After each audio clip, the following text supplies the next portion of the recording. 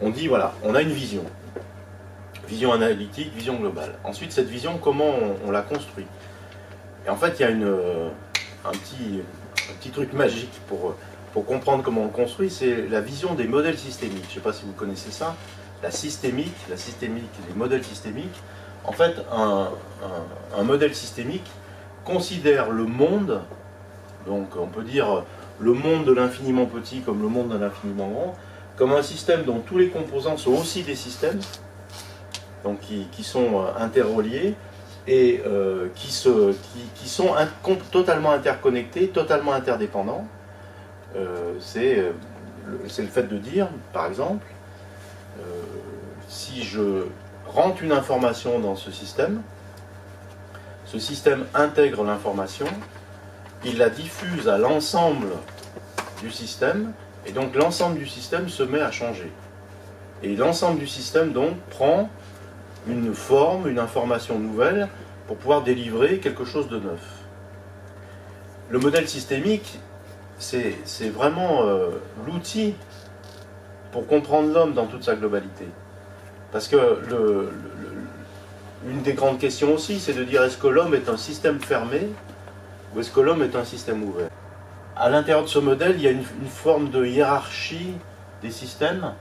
Et en fait, cette hiérarchie, elle est définie par la quantité d'informations qui est gérée par un système. Vous voyez, c'est-à-dire que, par exemple, si on prend l'être humain, nous, dans notre globalité, donc l'ensemble de notre système, automatiquement, on a une hiérarchie sur les sous-systèmes qui sont en nous. Donc sur nos organes, sur nos fonctions, sur nos cellules, etc. Donc notre modèle global est plus important, finalement, que chaque petite parcelle qui est en nous. Vous voyez, c'est-à-dire que si j'arrive à transformer mon modèle global, je vais avoir un impact sur la profondeur de l'ensemble des sous-systèmes. Donc ce modèle systémique, il y en a plein. Hein. Alors, je vous en ai donné un exemple ici avec le système de la médecine ayurvédique. Je ne sais pas si vous connaissez cette médecine. Oui, ça fait partie des médecines traditionnelles qui ont quand même aidé des millions de personnes, comme la médecine traditionnelle chinoise ou comme d'autres approches. Et en fait, vous voyez, cette vision-là, en fait, on s'aperçoit que dans toute approche systémique, il y a une notion de centre. Vous voyez, c'est-à-dire qu'au fond, si je suis sur ce point-là, eh ben, j'intègre l'ensemble des dimensions qui définissent ce modèle. Et donc, ça me permet de ne pas découper les choses. Et ça me permet d'avoir une vision non découpée, globale, interdépendante, en interrelation. Et ça se fait grâce au centre des choses. Alors, la structure de notre modèle systémique, je vous la rappelle, ou pour ceux qui viennent nous rejoindre, vous allez la découvrir. La structure de notre modèle systémique, c'est la suivante. On décrit l'homme selon 3 axes. Un centre, 6 pôles d'information, 12 liens,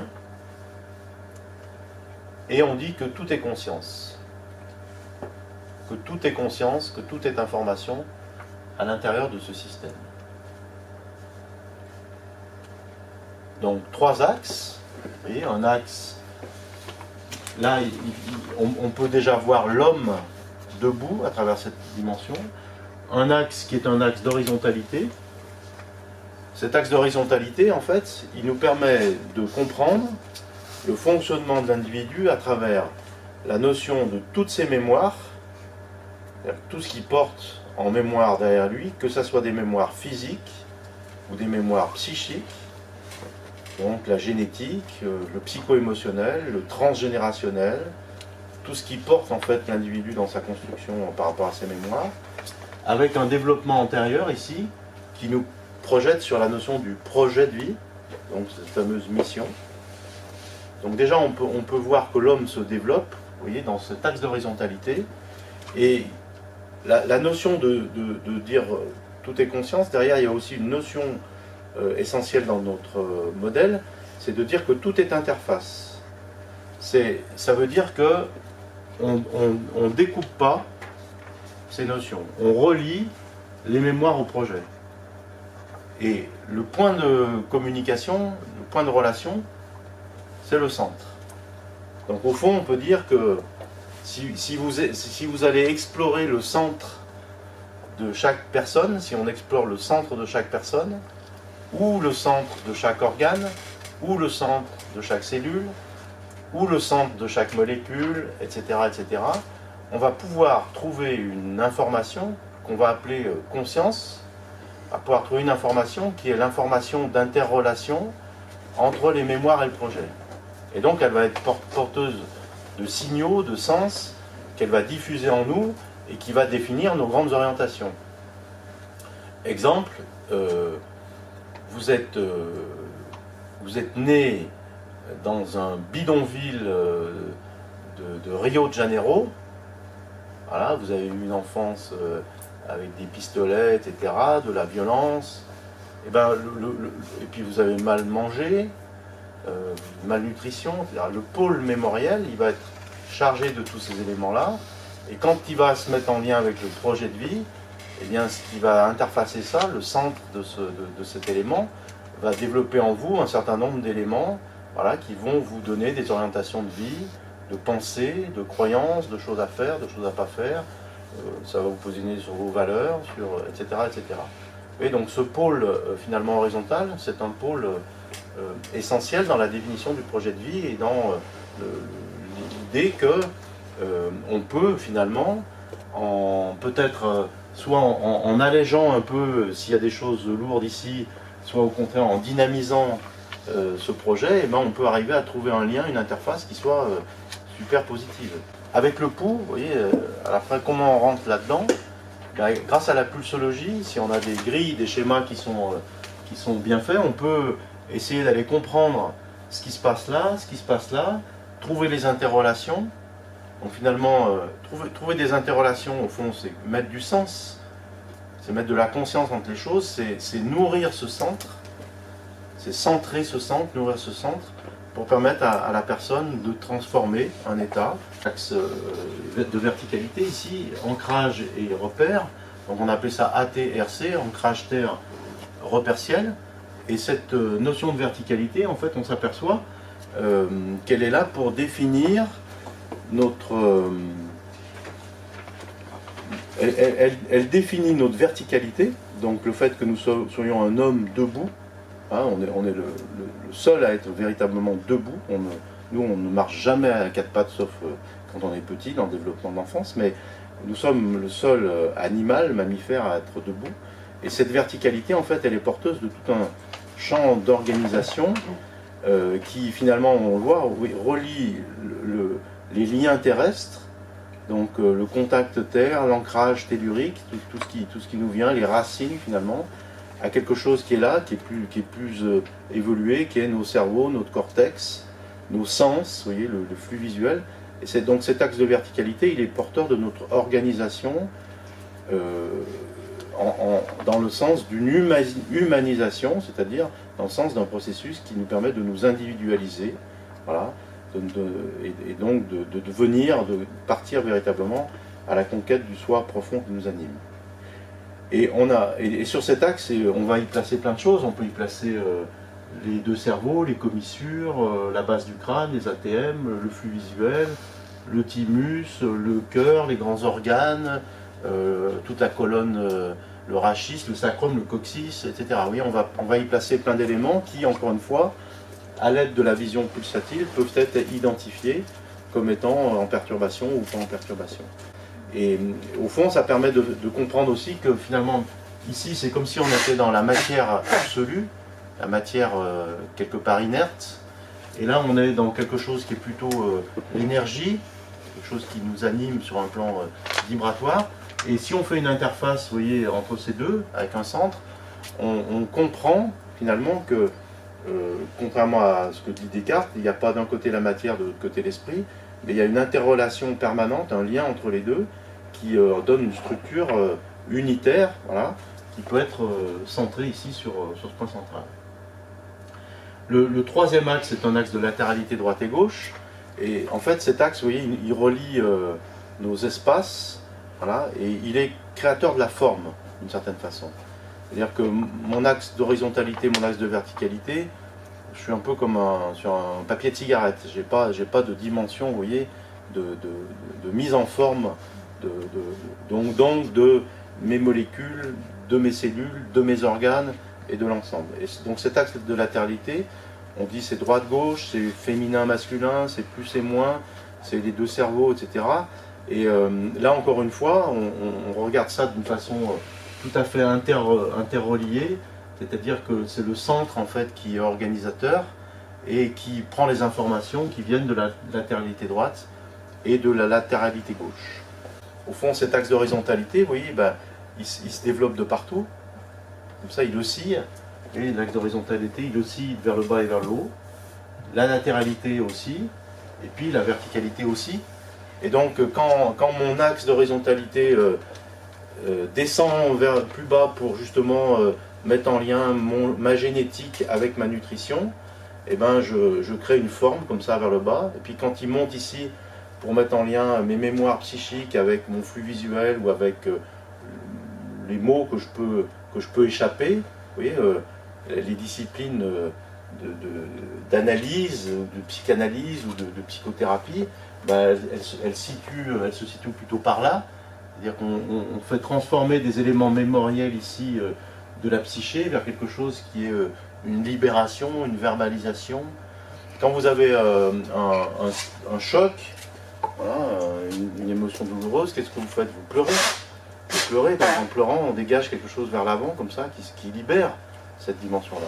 Donc ce modèle, il a pour particularité finalement de concevoir l'homme comme un système, donc on va voir pourquoi c'est un système ouvert, qui s'articule dans une conscience des formes.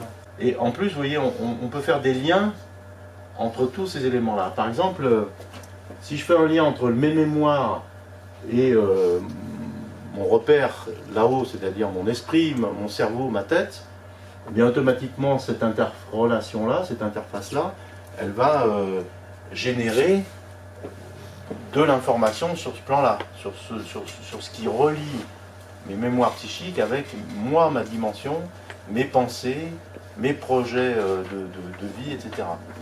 Et donc toutes ces interrelations, elles permettent de construire et de concevoir l'homme dans toute cette globalité. Là, je vous ai montré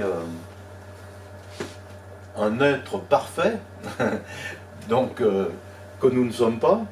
Et ben, pourquoi il est parfait? Ben, parce que finalement, vous voyez, ces axes sont parfaitement centrés, horizontal, parfaitement vertical, etc. Donc il est dans une perfection. Donc ça, c'est un petit peu vers ça qu'on peut essayer de tendre. Mais du coup, dans notre imperfection, et donc dans la lecture qu'on peut avoir chez la personne par rapport à ces imperfections, on peut se rendre compte, vous voyez, qu'il y a des gens qui ont un axe d'horizontalité ici, qui est complètement là, voilà, donc qui monte ici, qui va très loin, et du coup qui déforme cette forme parfaite. Et donc en déformant cette forme parfaite, l'information révélée par ça va être une information de souffrance, de tension, et donc de déséquilibre. Parce qu'ici, vous voyez, on est sur les mémoires psychiques. Eh bien, ces mémoires psychiques, elles ont un impact sur les structures automatiquement. Il y a cette interrelation, vous voyez, par rapport au point central. Donc le fait de comprendre comment quelqu'un se désorganise dans sa forme et à travers quel plan va nous donner une information fondamentale sur son état et comprendre ensuite derrière comment le rééquilibrer. Après, il faut pas se dire il faut être parfait pour être bien, c'est pas juste. Parce que justement, c'est dans notre imperfection que nous allons mettre en relief des choses plus que d'autres. Vous voyez, là on verra une espèce de robot, quoi, quelque part, oui, c'est, voilà, qu'il y a un truc. Non, c'est dans l'imperfection qu'on révèle, qu'on met en lumière des choses plus intenses que d'autres. Vous voyez, un génie, un Dali, un Van Gogh, un Picasso, ou un génie de la mathématique, ou c'est des gens en fait qui ont des formes extrêmement, d'ailleurs souvent imparfaites et déstructurées, mais qui arrivent à mettre en relief Après, au fond, si vous voulez, c'est dans cette forme imparfaite. D'abord, c'est pas fixe, c'est-à-dire que ça bouge en permanence. Voilà. C'est mobile, tout ça. Vous voyez, il y a un mouvement à l'intérieur de tous ces éléments-là. Et donc, dans ce schéma imparfait, est-ce que j'ai une capacité à trouver des portes qui m'ouvrent sur d'autres plans, voilà, qui m'apportent plus de conscience, donc qui me nourrissent finalement, qui me donnent une énergie qui va me permettre de faire une découverte, aller vers des choses comme ça. En fait, l'approche, c'est pas une quête de perfection. Parce que la perfection, ça ne veut rien dire. Ici, c'est parfait pour quelqu'un, et ce ne sera pas parfait pour un autre. Mais c'est juste dans l'idée de dire, au fond, on peut dire l'idéal quelque part, ça pourrait être ça, mais il ne faut surtout pas tendre vers ça, parce qu'on va se faire chier comme pas permis. Ici, on ne pourra pas mettre d'humour, voilà, on va s'emmerder à 100 sous de l'heure. Il faut du défaut, et il faut, parce que, et de toute façon, on ne se pose même pas la question, parce qu'il y en aura toujours. Du défaut, il y aura toujours des axes qui seront plus ou moins tordus. Mais si je prends l'opposé, oui, cet axe ici, donc l'axe du projet de la mission, si vous avez quelqu'un qui a un flux comme ça, qui monte très fort, et donc qui le met dans une espèce de torsion comme ça va le connecter sur tout le processus de créativité, parce que finalement, le devant du psychique, si vous voulez, c'est le processus de création, créativité. Ça va le monter sur un processus de créativité très fort, où il va pouvoir être en lien avec des éléments qu'il va pouvoir faire descendre en lui, et qui vont donc du coup lui permettre d'écrire une symphonie à 4 ans, ou de faire des bonbons. Parce que nous avons Kelly ici, qui travaille avec nous maintenant, et sa maman est artiste. Elle fait les bonbons, je ne sais pas si vous connaissez ça, vous avez vu ça? Voilà, et donc voilà. Donc Christian, donc ça en quelque sorte c'est la structure de référence sur laquelle on doit être capable de revenir régulièrement, avec la possibilité de s'en échapper dans tous les sens. Oui, ouais. C'est exactement ça. Mais il faut qu'on ait cette référence-là. Mais disons que, en fait, ça c'est la référence paisible. Tu vois? Oui. Ici, je vais vivre paisiblement. Je vais être en paix quelque part. Ça s'apparente au moi. Voilà. Mais au moi dans une version plus élargie que la définition classique. Mais je vais vivre en paix comme ça. Mais par contre, tu vois, je vais pas pouvoir aller chercher des choses. Je vais pas vivre des aventures. Je vais pas vivre d'aventure. Ouais, il y a une notion quand même d'enfermement dans cette vision comme ça cubique. Tu vois, la conscience cubique, c'est une conscience enfermée.